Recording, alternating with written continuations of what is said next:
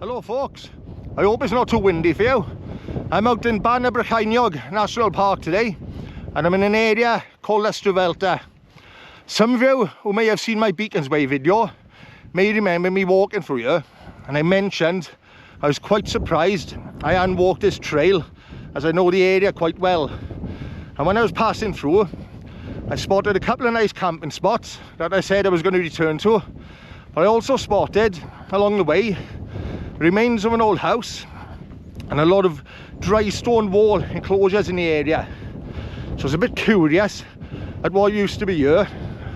I'd done a bit of research and it turns out once upon a time this whole area used to be a rabbit farm. So what I'm going to do now, I'm going to head up to one of the spots I saw that I fancied camping at, find somewhere to pitch, set up. Then we're going to have a walk around and see what little bits of history we can find in the area.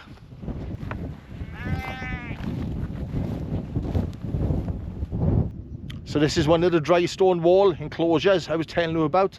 When I walked the trail that day, I passed a couple of these and I thought they must have been old sheep pens. But when I read up on it, and from what I could gather from the information I could find online, they're old rabbit entrapments or rabbit breeding pits. There's not that much information on them. And apparently there's quite a lot of them in the area. But this one's huge. It's got to be at least 75 meters square. So we'll take a drone up now and we'll have a look at it.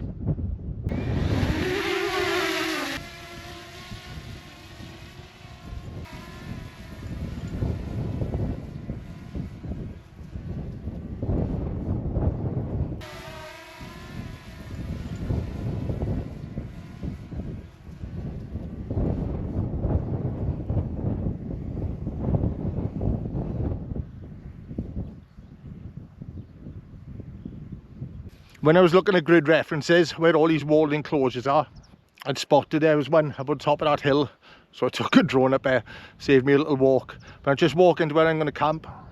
I've just found another one.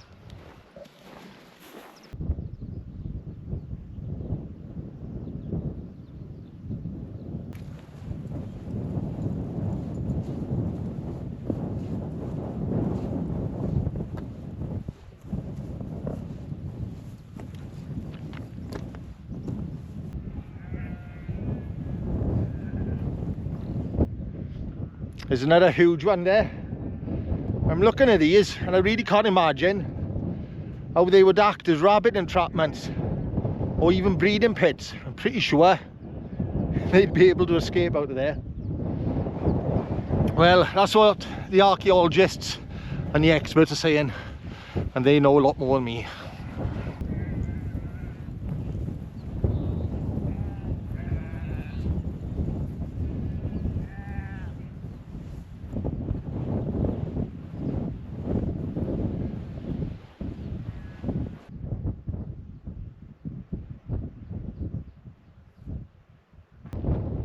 That's camp set up. It's quite windy, so I've tucked myself in behind this little mini cliff, if that's what you want to call it.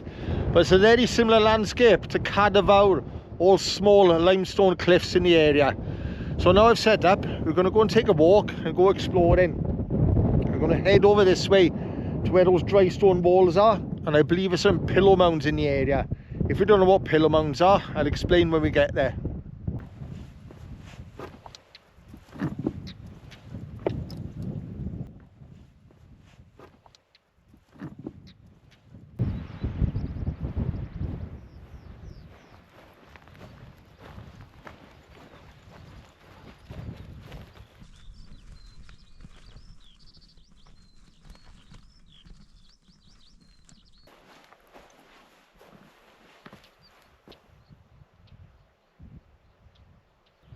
This is such a peaceful area.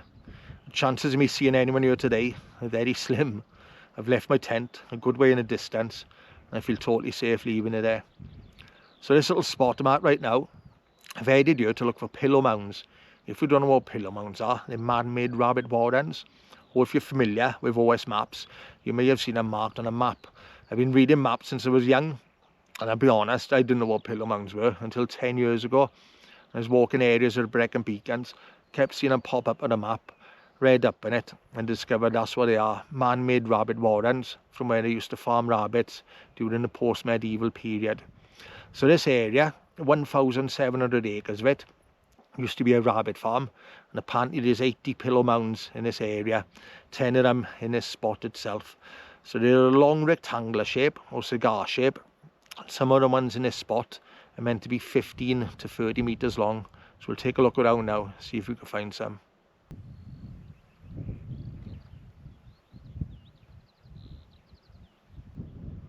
According to the map, I'm in the correct area where these 10 mounds are meant to be. But it's a grassy, marshy area, and if it's 15 to 30 meters long, it's going to be difficult to make them out from the ground. So I think this may be one. This mound running along there, and there's another one running along there. I have found pillow mounds in the national park before, and they're quite easy to identify. I think these ones may have been reclaimed by nature. So what I'll do now, if it's not too windy, I'll take a drone up, see if we can see them from up above.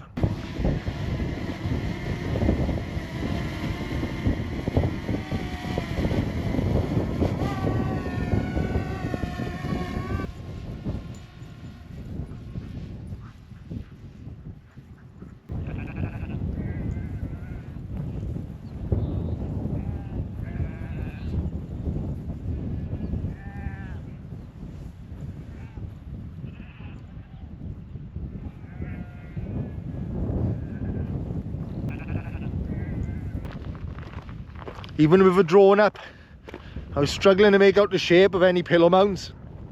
If there's 10 in that area, I'd have at least thought I would have found one of them. There was mounds there that could have been pillow mounds, but I'd be guessing, to be honest. And maybe they have been reclaimed by nature and they're all covered in that grassy marsh. The ones I have come across in the national park, they're quite easy to identify. You know, you're looking at them, big long rectangular shapes. So we'll have a little walk around now, a bit more exploring, and we'll make our way back to camp.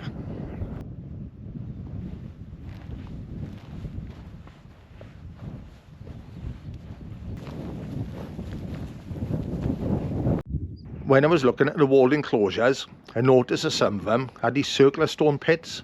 And whilst I was editing, looking at drone footage, I realised that nearly every enclosure has one, either one or two, positioned in the corners. I'm quite curious as to what their purpose may have been.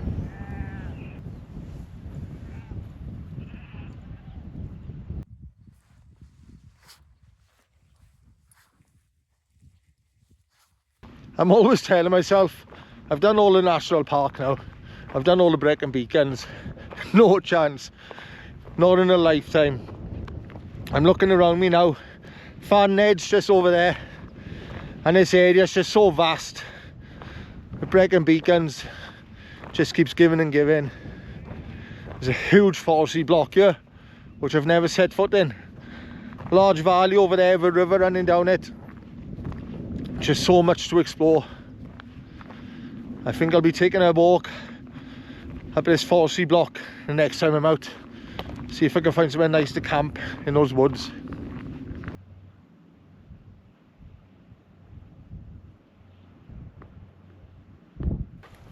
The person whose job it was to look after and farm this land was known as a warrener, and these are the remains of the warrener's cottage. You can see here where the fireplace was.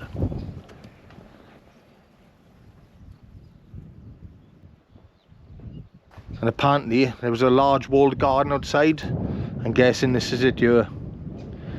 Other than that, I couldn't find much information. There's no dates saying when the cottage was built, when it was abandoned, and there's no names for the people that lived here.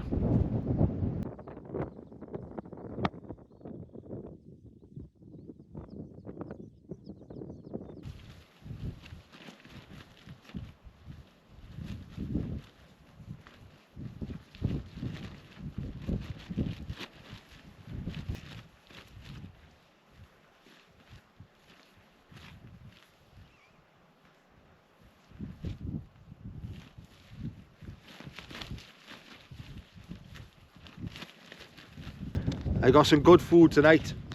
I made this last night and I've tried it and it does taste good. So So I got creamy mash. I put loads of butter and milk and mustard in there, and a bit of parsley, and I made a mushroom stroganoff. And the sauce for that was meant to be a cream or milk, and I had a carton of brandy flavoured cream in the fridge, and I poured that in there, and it tastes really good. So it'll warm that up now and get food going.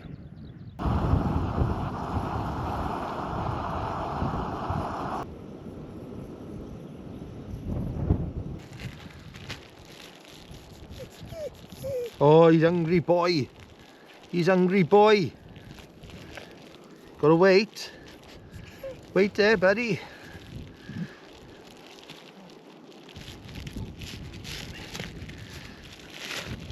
Right. I'm gonna hide your sausages in the bottom of that dog food so you don't waste it. I hope you're hungry, boy, because that's a mountain. Yeah? Go on then, tuck in. Go on then.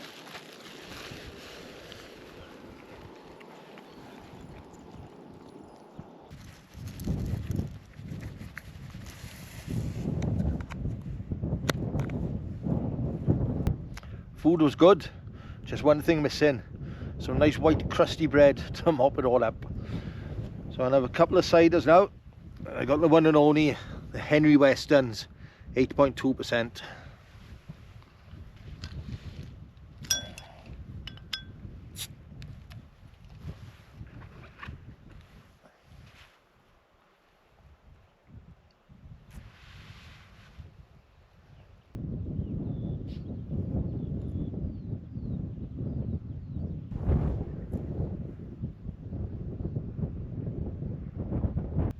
This is not a bad little spot, to be honest. It's quite nice. These are the spots I like, the ones you discover yourself when you're out walking. It's nice and remote, you're not going to see anyone here. I got some nice views. I've just got last light settling on the forestry and on Fan Ned.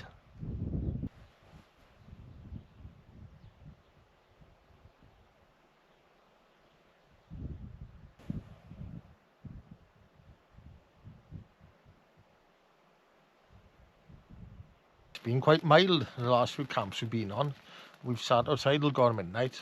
I'll be honest, it's quite chilly out there tonight. We've both retired to the tent. I was laughing at Toby earlier. As the last bit of sun was going down, there was a bit of light left up on the cliff. That's where he was laying, in the very last bit of light, trying to keep warm. So he's got his coat on now. I've tucked him up in his sleeping bag, and he's nice and cosy.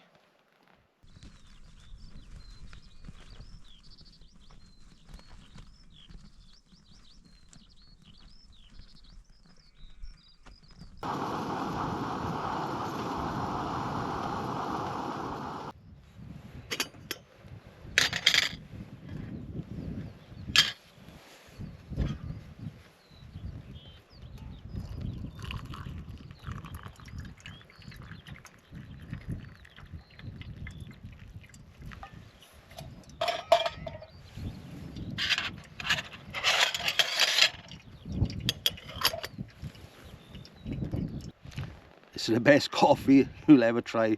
It's the first time I've drunk this in years. I used to drink this all the time. It's Vietnamese coffee. This is it here. I discovered this years ago when I was travelling through Vietnam. I fell in love with the stuff. I love a good coffee. But this comes from the Robusta bean, and it's twice as strong as the Arabica bean. It's a very strong coffee, and they don't drink it with milk out there. They drink it with condensed milk. That's the thick, treacly, sugary, sweet stuff they use in baking. I know that probably sounds wrong, but it does work together. The coffee's so strong, it balances it out. It tastes nice. I think they use that, if I remember correctly, because the French colonists over there, they found it difficult to come by milk. So they used to use condensed milk, and they still use it to this day. And in some coffees out there, they even add butter to the coffee to thicken it up. But it taste really good. And to make it, this is the same little pot that I bought in Vietnam. I still got it. You just unscrew this in there, add your coffee in there, screw that back down, and you let that filter through into your cup that's got a condensed milk in. Stir it through. It's so nice, in fact. I think I'm going to make another one now.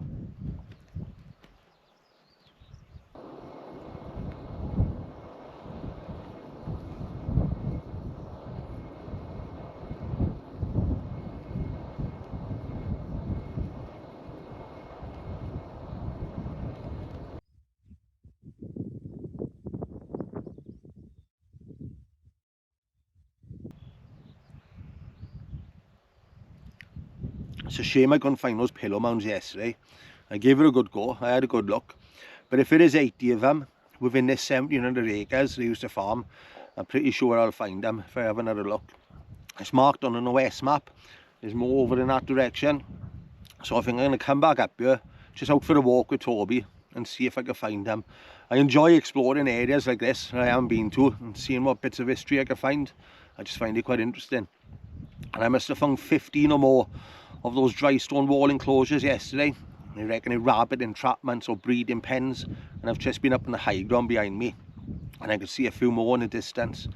So it makes me wonder how busy this area must have been maybe 100 or 200 years ago. How many people used to stay down at that warrener's house and work the land. It's quite a large area of land to farm, to look after. There must have been thousands of rabbits here.